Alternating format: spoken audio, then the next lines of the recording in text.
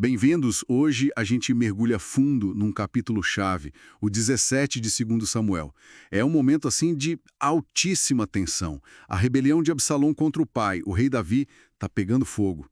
E o foco aqui são as estratégias, né? Conselhos opostos que podiam mudar tudo.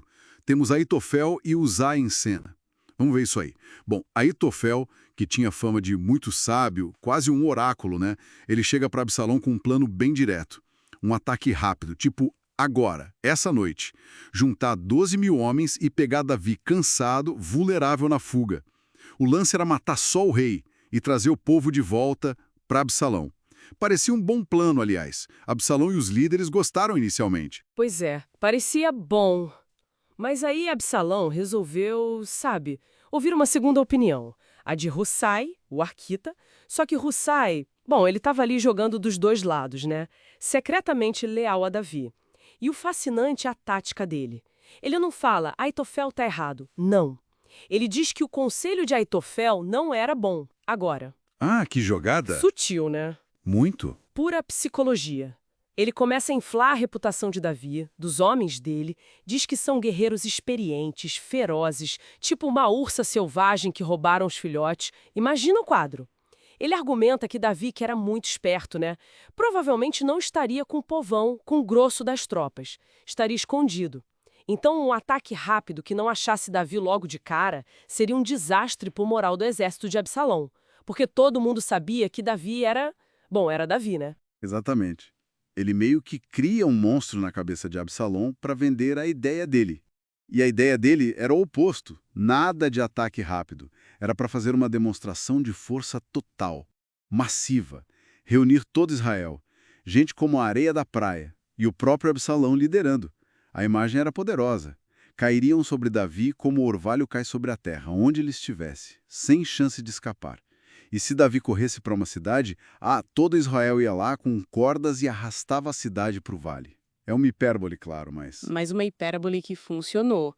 Absalão e os homens de Israel, eles preferiram essa visão grandiosa, essa pompa toda. Preferiram isso ao plano eficiente, cirúrgico do Aitofel. E o texto bíblico até diz, né, que foi o Senhor que frustrou o bom conselho de Aitofel para trazer a desgraça sobre Absalão. Essa tensão entre a ação humana e, digamos, o divino é muito presente aqui. Sim, fica essa questão no ar. Bom, decisão tomada a favor de Ussai. Aí a coisa acelera. Ussai corre para avisar os sacerdotes Zadok e Abiatar. Manda dizer para Davi, atravesse o Jordão. Rápido, para ontem. E os filhos deles, Jonatas e Aimais, viram os mensageiros.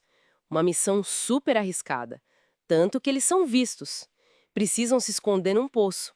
Uma mulher ajuda, disfarça a entrada com grãos. Olha que detalhe! Uma pequena história dentro da história, né?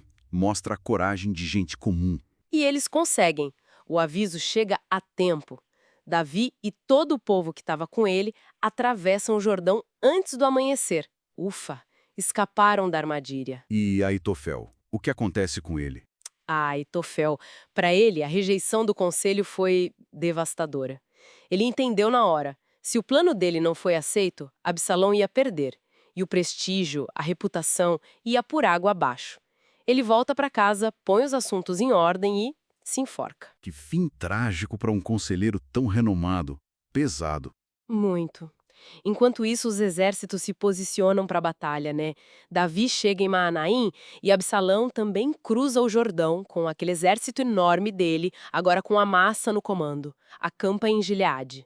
O confronto era inevitável. Mas tem um detalhe interessante quando Davi chega em Maanaim, né?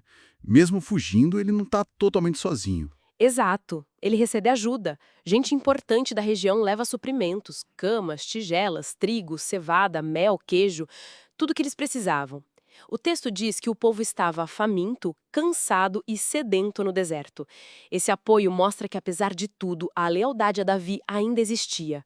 Era forte em alguns lugares. Então, esse capítulo é um estudo de caso incrível, né?